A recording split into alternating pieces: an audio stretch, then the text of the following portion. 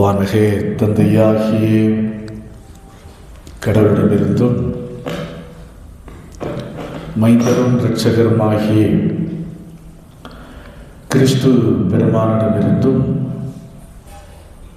சிந்தையாளும் தூய ஆவியானவரிடமிருந்தும் கிருபையும் சமாதானமும் நல்பேராசீர்வாதம் குறிப்பாக 2025 ஆண்டு கடைசி ஓய்வு நாளிலே ஆண்டவருடைய திருவீட்டிலே வீட்டிருக்கிற நம் ஒவ்வொருவருக்கும் மிகுதியாய் உண்டாவதாக.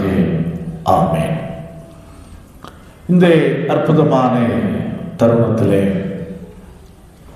சிந்தனைக்காக கொடுக்கப்பட்டிருக்கிற திருமறை பகுதி முன்பு வாசியை கேட்ட நற்செய்தி பகுதி மத்தேயு எழுதிய நற்செய்தி நூல் 2வது அதிகாரம் 13வது வசனத்திலிருந்து 23வது வசனம் முடியும். அதிலே 16வது வசனத்தை நான் உங்களுக்கு முன்பாக வைக்க விரும்புகின்றேன். அப்பொழுது ஏரோது தான் சாஸ்திரிகளால் வஞ்சிக்கப்பட்டதை கண்டு மிகுந்த கோபமடைந்து ஆட்களை அனுப்பி தான் சாஸ்திரிகளிடத்தில் திட்டமாய் விசாரித்த காலத்தின்படியே பெத்லகேமிலும் அதன் சகல எல்லைகளிலும் இருந்த 2 வயதுக்குட்பட்ட எல்லா ஆண் பிள்ளைகளையும் கொலை செய்தான். கண்களை மூடுவோம், ஆண்டவரை நோக்கி பார்த்து ஜெபிப்போம். வெறுமையான பாத்திரம் நான் வெறுத்து தள்ளாமலே நிரம்பி வழியும் பாத்திரமாய் விளங்க செய்யுமே.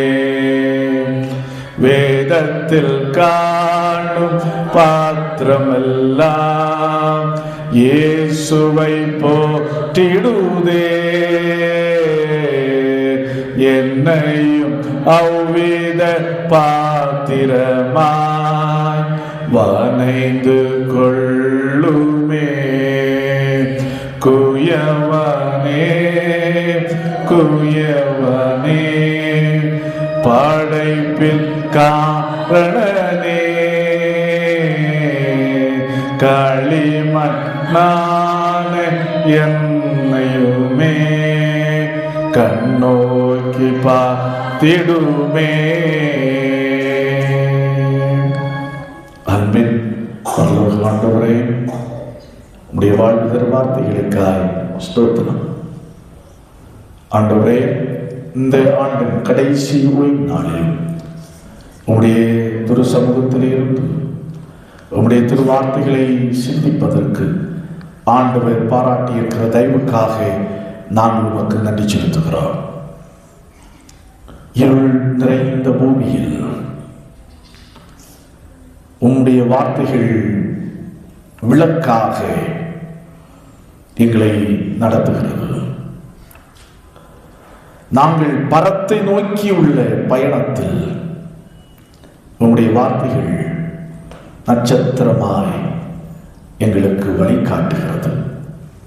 ஆமாண்டவரே, அப்பேற்பட்ட வார்த்தைகளை இந்த ஆண்டின் கடைசி நாளிலும் சிந்திக்கிறோம். இந்த நாளிலே சிந்திக்க இருக்கிற வார்த்தைகள் மூலம் உள்ளான மனுஷனிலே புதிய பலத்தை பெற்றுக்கொள்ளவும், ஆண்டவரே, புத்தாண்டை புதிய வகையிலே சந்திப்பதற்கு புதிய நம்பிக்கையை பெற்றுக்கொள்ளவும் ஆண்டவர் எங்களுக்கு கிருபை புரிய வேண்டும் என்று ஆடி ஜெபிக்கிறோம். உம்முடைய வார்த்தைகளுக்காய் காத்திருக்கிற அந்த பிள்ளைகள் ஒவ்வொருவரையும் உம்முடைய வசனத்தை கொண்டே நீர் ஆசீர்வதியும். தாழ்த்தி அர்ப்பணிக்கிறோம். இயேசு இரட்சகரின் நாமத்தில் ஜெபிக்கிறோம். ஜெபங்கேளும் அன்பு நிறைந்த எங்கள் நல்ல கர்த்தாவே, ஆமென். கிறிஸ்து இயேசுவுக்குள் அன்பானவர்களே, 1957 ஆண்டு ரஷ்யா விண்வெளிக்கு ஒரு விண்கலத்தை இரண்டாவதாக அனுப்பினது. அதற்கு பேர் ஸ்புட்னிக் 2 செகண்ட். அதில் உள்ள ஆச்சரியமான காரியம் என்னவென்று சொன்னால், அந்த விண்கலத்திலே, விண்வெளிக்கு அனுப்பப்பட்ட விண்கலத்திலே ஒரு நாயையும் வைத்து அனுப்பினார்கள். நாய், டாக்.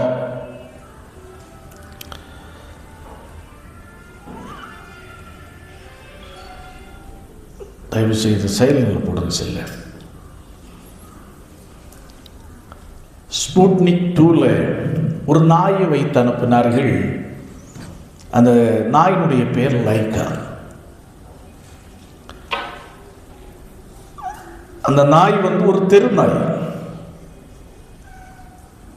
தெருநாய் வேற, பெண் நாய் வேற. தெருநாய், பெண் நாய். அப்போ ஏன் நாயை, தெருநாயை அவர்கள் தேர்ந்தெடுத்தார்கள்? அதோடு விட்டுவிடாமல் ஒரு ஆண் நாயை தேர்ந்தெடுக்காமல் ஒரு பெண் நாயை அவர்கள் தேர்ந்தெடுத்தார்கள். சொல்லப்படுகின்ற காரணம் என்னவென்று சொன்னால், போராட்ட குணமுடைய நாய் என்று சொன்னாலே, தெருநாய் என்று சொன்னாலே போராட்டம்தான். தண்ணிக்காக ஓடி அலைய வேண்டும், போராட வேண்டும். உணவுக்காக போராட வேண்டும். அதிலும் பெண் நாய் என்று சொன்னால் குட்டி போடுவதற்கான இடத்தை தேடி போராட வேண்டும். குட்டி போட்ட பிற்பாடு குட்டிகளை போஷிப்பதற்காக அது போராட வேண்டும். ஆகையினால்தான் அவர்கள் தெருநாய், அதிலும் பெண் நாயை அவர்கள் தேர்வு செய்தார்கள். அந்த நாயை அனுப்பினார்கள். விண்வெளிக்கு சென்ற நாய் 7 மணி நேரம்தான் தாக்கு பிடித்தது. அழுத்தத்தினாலும் அதிகமான ஹீட்டினாலும் அந்த நாய் மரித்து போயிட்டான். இதை நான் எதற்காக சொல்லுகிறேன் என்று சொன்னால், ஒரு விண்வெளியை ஆராய்வதற்காக மனிதன் எவ்வளோ பெரிய திட்டங்களை வகுத்து கடைசியாக விண்வெளிக்கு ஒரு போராட்ட குணமுள்ள ஒரு உயிரினத்தை அவன் அனுப்புகிறான். கடவுளும் மனுக்குலத்தை ரட்சிப்பதற்காக எளிமையான வழியை அவர் தெரிவு செய்யவில்லை. விண்ணிலிருந்து மண்ணுலகத்திற்கு ஒரு தம்முடைய குமாரனாகிய இரட்சகரை அனுப்பும்படியாக அவர் எளிதான வழியை தெரிவு செய்திருக்க முடியும். தம்முடைய வார்த்தையை கொண்டு உலகத்தை படைத்த கடவுள், தம்முடைய வார்த்தையை கொண்டு உலகத்தை படைத்த கடவுள் அதே வார்த்தையை, தம்முடைய வார்த்தையை கொண்டு முழு மனுகுலத்தையும் ரட்சித்திருக்க முடியும். ஆனால்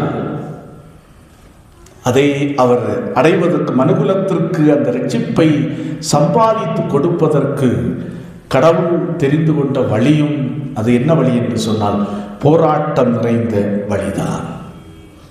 அதைத்தான் இந்த நாளிலே சிந்தனைக்குரிய பகுதியிலே மத்தேயு எழுதிய நற்செய்தி நூல் 2வது அதிகாரம் 13வது வசனத்திலிருந்து 23 முடிய உள்ள வசனங்கள் மிக தெளிவாக நமக்கு காண்பிக்கிறது. மனுகுலத்தின் ரட்சிப்புக்காக தம்முடைய மகனை, குமாரனை மானிட வடிவிலேயே கடவுள் அனுப்புகிறார். அதோடு மட்டுமல்லாமல் எப்பேற்பட்ட வழி, போராட்டமும் துன்பமும் நிறைந்த வழிதான்.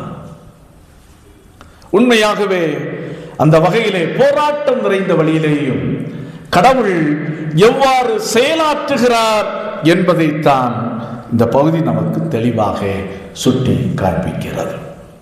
முதலாவதாக 13வது வசனம், மத்தேயு எழுதிய நற்செய்தி நூல் 2வது அதிகாரம்.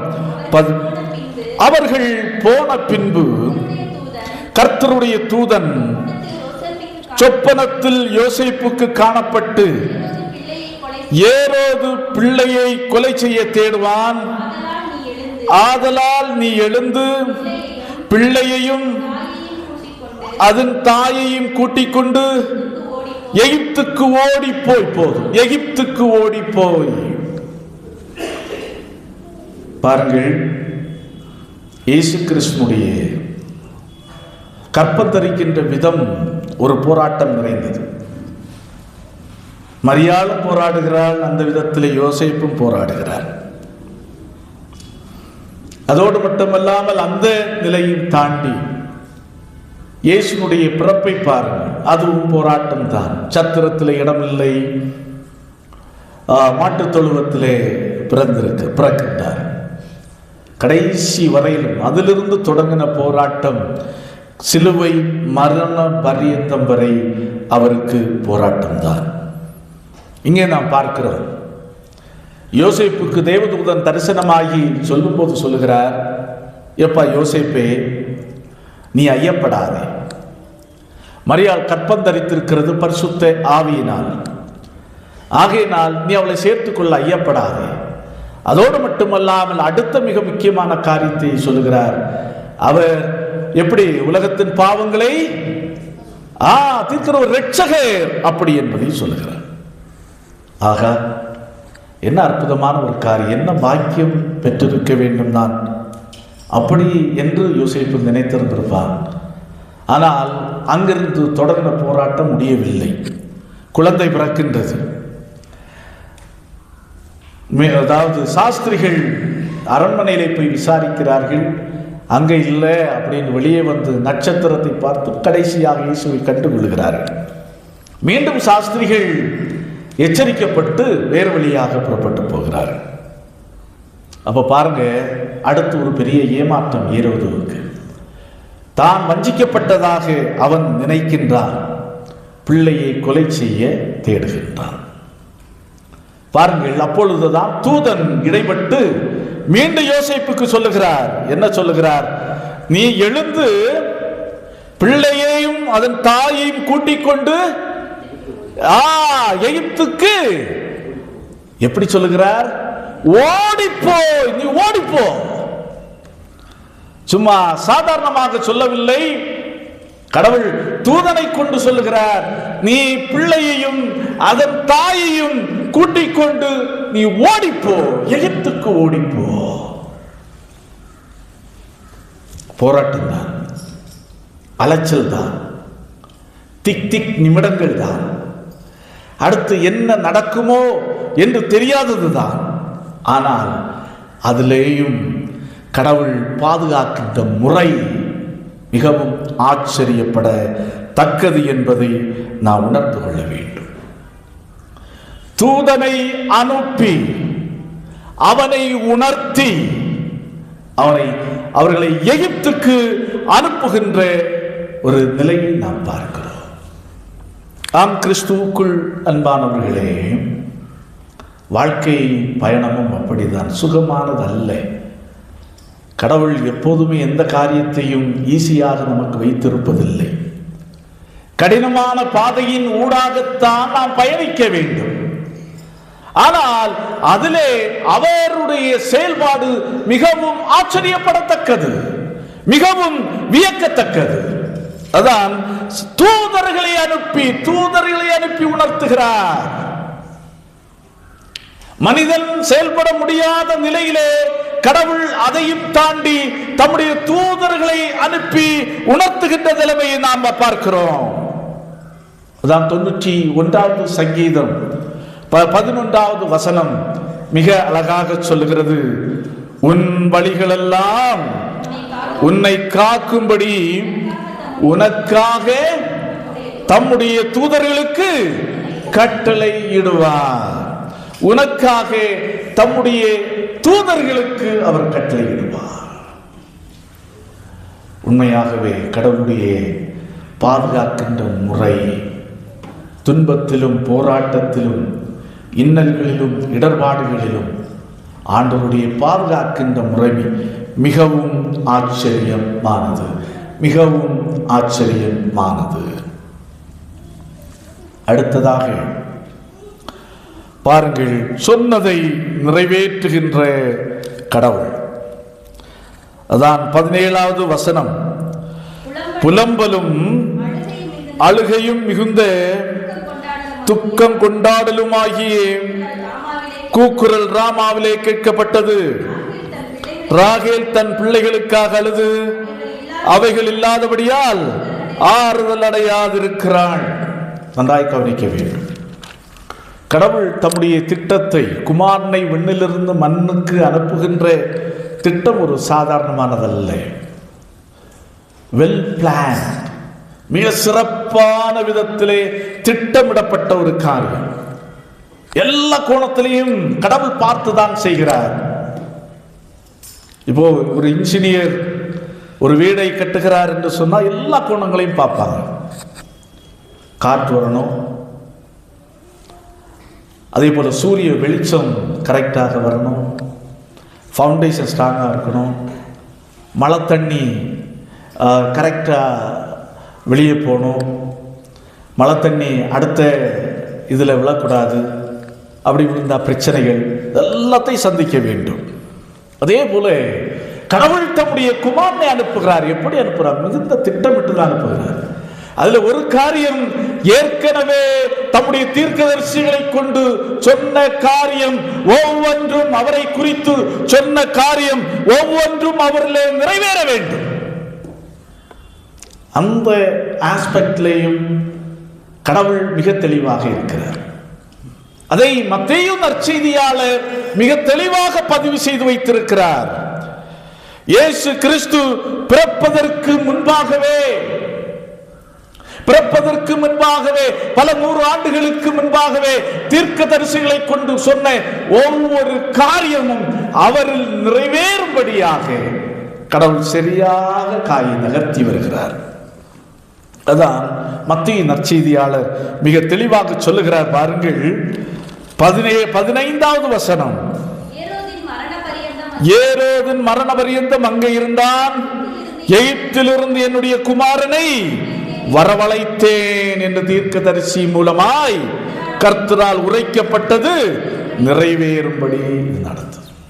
ஒன்று, கடவுள் வகுத்து வைத்திருக்கிற பாதை போராட்டம் நிறைந்த பாதை. அது மட்டுமல்ல, இரண்டாவதாக தீர்க்கதரிசிகளாலே உரைக்கப்பட்ட காரியம் இவர்கள் நிறைவேற வேண்டும் என்பதிலேயும் கடவுள் மிக தெளிவாக இருந்தார். ஆகையினால் தான் மத்தேயு நற்செய்தியாளர் மிகுந்த தெளிவோடு அதை பதிவு செய்திருக்கிறார். இது எகிப்திலிருந்து என் குமாரனை வரவழைத்தேன் அப்படி என்று கடவுள் யாரை கொண்டு சொல்லி இருந்தார்? ஓசையா தீர்க்கதரிசியை கொண்டு சொல்லி இருந்தார். அதான் 11வது அதிகாரம், ஓசையா தீர்க்கதரிசியின் புஸ்தகம் 11வது அதிகாரம் 1வது வசனம் சொல்லுகிறது, என்னுடைய எகிப்திலிருந்து என்னுடைய குமாரனை வரவழைத்தேன் அப்படின்னு சொல்கிறது. அடுத்து பாருங்க, அதான் 17வது வசனம். ராமாவிலே புலம்பலும் கசப்பான அழுகையும் ஆகிய கூக்குரல் கேட்கப்பட்டது. இது யாரால் உரைக்கப்பட்ட வார்த்தை? எரேமியா தீர்க்கதரிசியால் உரைக்கப்பட்ட வார்த்தை. கடவுள் எரேமியா தீர்க்கனை கொண்டு சொன்னார். எரேமியா 31வது அதிகாரம் 15வது வசனத்தை வாசித்து பார்க்கின்ற போது மிக தெளிவாக கண்டுகொள்ள முடியும். ராமாவிலும் புலம்பலும் கசப்பான அழுகையும் ஆகிய கூக்குரல் கேட்கப்பட்டது. போதும். அடுத்ததாக பாருங்கள், 23வது வசனத்திலே கடைசியாக அங்கே அலைந்து இங்கே அலைந்து கடைசியாக அவர்கள் வந்து சேர்கிற இடம் நாசரேத். அதுவும் ஒரு தீர்க்க தரிசனம் நிறைவேறுதல் என்பதை மத்தேயு நற்செய்தியாளர் சுட்டி காண்பிக்கிறார். ஏசாயா 11வது அதிகாரம் 1வது வசனம் சொல்லுகிறது, நசரேயன் எனப்படுவார். அவர் எப்படி ஏற்படுவார்? நசரேயன் எனப்படுவார். அதான் நாத்தான்வேல் அருமையா கேட்டார். பிலிப்பு போய் அழைக்கும் போது, வாப்பா, மேசியாவை நான் உனக்கு காண்பிக்கிறேன் அப்படி என்று சொல்லி அழைத்த போது நாத்தான்வேல் கேட்ட காரியம், நாசரேத்திலிருந்து நன்மை உண்டாக கூடுமோ அப்படி என்று கேட்டார். கடவுள் மிக தெளிவாகத்தான் இருக்கிறார். சொன்னதை செய்கிறவர், நம்ப தகுந்தவர். ஆகவே நம்மை குறித்தும் தம்முடைய மக்களை குறித்தும் அவர் என்ன சொல்லி இருக்கிறாரோ, என்ன வாக்கு கொடுத்திருக்கிறாரோ, அதை சரியான தருணத்திலே, உகந்த தருணத்திலே நிறைவேற்றுகிறார். கடவுளுடைய வார்த்தைகள் ஒருபோதும் பொய்த்து போவதில்லை என்பதற்கு இது ஒரு எடுத்துக்காட்டு. அடுத்தது பாருங்க, கடவுளுடைய மூன்றாவது காரியம், கடவுளுடைய செயல்பாடு எப்படிப்பட்டதாக இருக்கிறது பாருங்கள். ஆகாதவற்றையும் ஆகும்படி செய்கின்ற கடவுள். ஆகாதவற்றையும் ஆகும்படி செய்கின்ற கடவுள். யோசேப்பை பார்த்து சொல்லுகிறார், தூதன் சொல்லுகிறார், எப்பா நீ எங்கே ஓடு? எங்கே ஓடு? எகிப்துக்கு ஓடு. அப்போ எகிப்து தேசம் எப்பேற்பட்ட தேசம்? ஏற்கனவே இந்த தேசத்திலே தான் இஸ்ரவேல் ஜனங்கள் எத்தனை ஆண்டுகள் அடிமைப்பட்டு கிடந்தார்கள்? 1-2 ஆண்டுகள் அல்ல, எத்தனை ஆண்டுகள்? 400 ஆண்டுகள் அடிமைப்பட்டு கிடந்தார்கள். அந்த அடிமை காலத்திலே அவர்கள் கூக்குரல் எழுப்பினார்கள். ஆனால் கடவுள் இப்போது எங்க அனுப்புகிறாரு? எங்க அனுப்புகிறாரு? நீ எகிப்துக்கு ஓடிப்போ. ஆண்டவரே, ஆகாத இடம். ஏற்கனவே என் முதாத்தையார்கள் எங்கேதான் அடிமைப்பட்டு கிடந்தார்கள்? எகிப்தில தான் அடிமைப்பட்டு கிடந்தார்கள். அந்த நாட்டுக்கு போக சொல்றீர? எப்பா, இல்லப்பா, உன்னுடைய பார்வைக்கு அது ஒரு கசப்பு நிறைந்த தேசமாக இருக்கும். ஆனால் இன்றைக்கு என்னுடைய பார்வைக்கு அதுதான் உனக்கு அடைக்கலம் கொடுக்கின்ற தேசம். அதான் கடவுள் உணர்த்துகிறார். கிட்டத்தட்ட ஏன் கடவுள் எகிப்துக்கு போக சொல்றார்? அன்றைக்கு இயேசு அந்த பிறந்த காலத்திலேயே அந்த எகிப்துல அன்றைக்கு கிட்டத்தட்ட 1 மில்லியன் ஜூஸ், கிட்டத்தட்ட 1 மில்லியன் யூதர்கள் அந்த தேசத்தில் இருந்தார்களா? இந்த தேசமானது அன்றைக்கு ஏரோதினுடைய கட்டுப்பாட்டின் எல்லைக்கு வெளியே இருந்தது. ஆகையினாலே தான் கடவுள் சொல்கிறார், நீ எகிப்துக்கு போ அப்படி என்று சொல்கிறார். எகிப்தை குறித்துள்ள கசப்பு உனக்கு ஒருவேளை இருக்கும், அதை தூக்கி எறிந்து விட்டு நீ போ, எகிப்துக்கு போ. கிட்டத்தட்ட பல வேத வல்லுநர்கள் பலவிதமாய் சொல்லுகிறார்கள். யோசேப்பும் குடும்பத்தாரும் அங்கே கிட்டத்தட்ட 7 நாள் இருந்தார்கள் என்று சொல்லுகிறார்கள். இன்னொரு தரப்பு 3 மாதங்கள் மட்டுமே இருந்தார்கள் என்று சொல்லுகிறார்கள். எப்படியா இருந்தாலும் ஆகாத ஒரு இடத்துக்கு கடவுள் அவர்களை அனுப்பி அற்புதமாய் பாதுகாக்கிறார். ஆகாதவற்றையும் ஆகும்படி செய்கிற கடவுள். அடுத்தது பாருங்கள், நாசரேத் 23வது வசனத்திலே பார்க்கும்போது நாசரேத்தை குறித்து சொல்லப்படுகிறது. நாசரேத்தை குறித்து சொல்லப்படுகிறது. நசரேன் எனப்படுவார் என்ற தீர்க்கதரிசிகளால் நிறைவேறும்படி இப்படி நான் நாசரேத்தின் ஊரிலே வந்து வாசம் பண்ணினான். கடைசியாக எகிப்திலிருந்து வெளியே வந்து பல இடங்களுக்கு சுத்தி கடைசியாக அவர்கள் வாசம் பண்ணின இடம் எங்கே? நாசரேத். நாசரேத் நாசரேத் ஒரு சிறப்பு இல்லாத ஒரு இடம், எந்த விதத்திலும் சிறப்பு வாய்ந்த இடம் அல்ல. சிறப்பு வாய்ந்த இடம் அல்ல. ஒதுக்கப்பட்ட மக்கள் வாழ்ந்த ஒரு இடம். ஏனென்று சொன்னால் எல்லா சட்டத்திட்டங்களை இறைத்து அனுபவங்களை உடையவர்கள் எருசலேமில் வாழ்ந்து கொண்டிருக்கிறார்கள் மதவாதிகள். ஆனால் இந்த நாசரேத் ஒரு அற்பமான இடம், முக்கியத்துவம் இல்லாத இடம். ஆனால் அந்த இடத்திலே தான் அவர்கள் வாசம் பண்ணுகிறார்கள். அப்படி என்று சொன்னால் ஒதுக்கப்பட்ட மக்களுக்கும் இரட்சகர் இயேசு கிறிஸ்து அப்படின்னு சொல்றார். நாசரேத் அற்பமாக எண்ணாதப்பா, எகிப்தை நீ அற்பமா எண்ணாதே. அதிலிருந்து தான் மகிமை வெளிப்படுகிறது என்பது விதமாக ஆண்டவர் இங்கே நமக்கு பெரிய காரியத்தை வெளிப்படுத்துகிறார். ஆகாதவற்றையும் அற்பமானவற்றையும் புறக்கணிக்கப்பட்டதையும் ஆண்டவர் தம்முடைய நாம மகிமைக்காக எடுத்து பயன்படுத்துகிறார். ஆம், கிறிஸ்து இயேசுவுக்குள் அன்பானவர்களே, 2025 ஆண்டு கடைசி நாட்களிலே நாம் வைக்கப்பட்டிருக்கிறோம். ஒன்றை நாம் உணர்ந்து கொள்ள வேண்டும். வாழ்க்கை என்பது போராட்டம் தான். கடவுள் எப்போது நம்மை போராட்டத்தின் பாதையிலேயே நம்மை வழிநடத்துகிறார். நம்ம எப்போது திரளாக ஆண்டவர் வைத்துக் கொள்ள விரும்புகின்றார். ஆனால் அவைகளிலேயும் அவர் நம்மை பாதுகாக்கின்ற விதம், அவருடைய வாழ்க்கை நம்முடைய வாழ்க்கையை நிறைவேற்றுகின்ற விதம், ஆகாத நிலையிலும் நம்மை பயன்படுத்துகின்ற விதம் ஆச்சரியமானது. அந்த ஆச்சரியத்தை உணர்ந்து கடவுளுக்கு நாம் நன்றி செலுத்த கடமைப்பட்டு இருக்கிறோம்.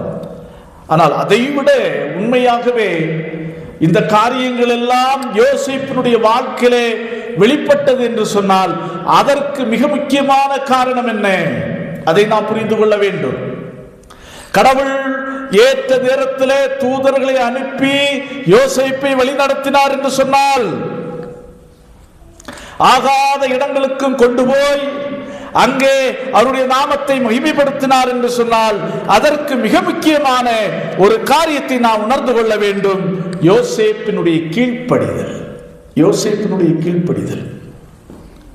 தூதன் சொன்னா, நீ சந்தேகப்படாத, ஐயப்படாத, மரியாதை சேர்த்துக்கொள். ஓகே ஆண்டவரே, நான் சேர்த்துக் கொள்கிறேன். குழந்தையை தூக்கிட்டு ஓடு, தாயை கூட்டிட்டு ஓடு. சரி ஆண்டவரே, நீர் சொன்னபடியே நான் ஓடுகிறேன். சரி, நீ திருப்பியும் எகிப்திலிருந்து இங்கே வா. சரி ஆண்டவரே, நான் வருகிறேன். அப்படி என்று எல்லா விதத்திலும் பூரணமான ஒரு தெய்வ பயத்தோடு கூடிய இறை கட்டளைகளுக்கு கீழ்ப்படுகின்ற ஒரு மனிதனாக யோசேப்பு இருந்தார். ஆகையினாலே தான் கடவுள் சரியான பாதையிலே யோசேப்பை நடத்தினார். இன்றைக்கு வாசித்து கேட்ட சங்கீத பகுதி மிக தெளிவாக சொல்லுகிறது. என்ன சொல்லுகிறது? சங்கீதம் 111 10வது வசனம், கர்த்தருக்கு பயப்படுதல் ஞானத்தின் ஆரம்பம், அவருடைய கற்பனையின்படி செய்கிற யாவருக்கும் நற்புத்தி உண்டு, அவர் புகழ்ச்சி என்றென்றைக்கும் நிற்கும். ஆமன்பானவர்களே, ஆண்டின் கடைசி கட்டத்திலே நாம் வைக்கப்பட்டிருக்கிறோம். யோசேப்போடு இருந்த ஆண்டவர் நம்மோடு இருக்க வேண்டும் என்று சொன்னால், யோசேப்பை ஒரு கனத்துக்குரிய பாத்திரமாக மாற்றின தெய்வம் நம்மை ஒரு கனத்துக்குரிய பாத்திரமாக மாற்ற வேண்டும் என்று சொன்னால், யோசேப்புக்கு இருந்த பண்பு, அடிப்படை பண்பு நமக்கு தேவை. என்ன பண்பு என்று சொன்னால், கீழ்ப்படுகின்ற பண்பு. அதான் சொல்லுகிறார். முதலாவது, கர்த்தருக்கு பயந்தால் உனக்கு ஞானம் உண்டாகும். எந்த பாதையிலே பயணிக்கணும், எப்படி செல்ல வேண்டும், எந்த தீர்மானங்கள் எடுக்க வேண்டும் என்பதற்கான ஞானம் உண்டாகும். அவருடைய கட்டளைகளுக்கு கீழ்ப்படுகிறவர்களுக்கு, அதன்படி நடக்கிறவர்களுக்கு நற்புத்தி உண்டு. மட்டுமல்ல, வேதம் சொல்லுகிறது, அவன் புகழ்ச்சி என்றென்றைக்கும் நிற்கும். நாம் கிறிஸ்துவுக்குள் அன்பானவர்களே, வருடத்தின் கடைசி நாட்களில் இருக்கிறோம். அடியெடுத்து வைக்க இருக்கிற புத்தாண்டு நமக்கு பேராசீர்வாதத்தின் ஆண்டாக கடவுள் மாற்றித்தர வேண்டும் என்று சொன்னார். ஆகாத நம்மை, ஆகாத எகிப்து, அற்பமான நாசரேத்து கடவுள் இறை திட்டத்துக்காக பயன்படுத்தினார் என்று சொன்னால், அதே போல நம்மையும் பயன்படுத்த வேண்டும் என்று சொன்னால், நாம் என்ன செய்ய வேண்டும் என்று சொன்னால், கடவுளுக்கு அச்சப்பட வேண்டும், பயப்பட வேண்டும். கடவுளுடைய கட்டளைகளுக்கு ஒரு முழுமையான கீழ்ப்படிந்து வாழ்கின்ற ஒரு வாழ்க்கை இருக்கும் என்று சொன்னால், நிச்சயமாகவே 2026 ஆண்டு நம்முடைய வாழ்க்கையும் கனம் நிறைந்த வாழ்க்கையாக நம்முடைய வாழ்க்கையும் ஜெயம் நிறைந்த வாழ்க்கையாக அமையும் என்பதிலே எந்த விதமான சந்தேகம் இல்லை. ஆகவே உணர்வோம், சிந்திப்போம். ஆண்டவரே, இந்த யோசேப்புக்கு இருந்த அந்த நல்ல பண்பை எங்களுக்கு தான், கீழ்ப்படுகின்ற இந்த மாபெரும் பண்பை இந்த வருடத்தின் கடைசி நாட்களில் இருக்கிற நாங்கள் அபியாசித்துக் கொண்டு புத்தாண்டுக்குள்ளே பிரவேசித்து ஆண்டவரே அழியா புகழ்ச்சி எங்களுடைய வாழ்க்கையில் நாங்கள் பெற்றுக்கொள்ள கிருபை புரியும் ஆண்டவரே என்று நாம் ஒப்பு கொடுத்து கடந்து சொல்லுவோம். நிச்சயமாக இந்த வருடத்தின் கடைசி நாட்கள் அடுத்து எடுத்து வைக்க இருக்கிற புத்தாண்டு ஆசீர்வாதத்தின் ஆண்டாக அமையும். ஆண்டவர் தாமே இந்த வார்த்தைகளை கொண்டு தம் ஒருவரையும் ஆசீர்வதிப்பாராக. ஆமீன். எல்லா புத்திக்கும் மேலான தெய்வ சமாதானம் உங்கள் இருதயங்களை சிந்தனைகளையும் கிறிஸ்து இயேசு நாமத்தை காத்துக்கொள்வதாக. ஆமென்.